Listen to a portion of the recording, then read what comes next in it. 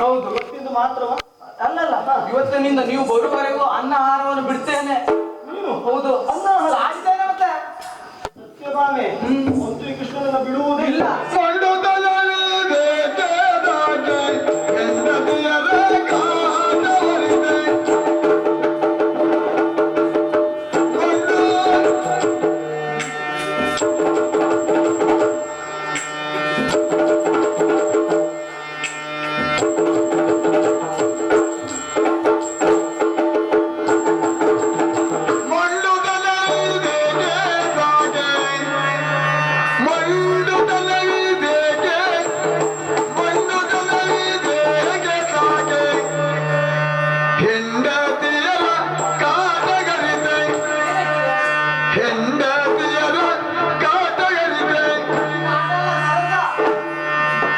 ಚಂಡಿಯಾಗ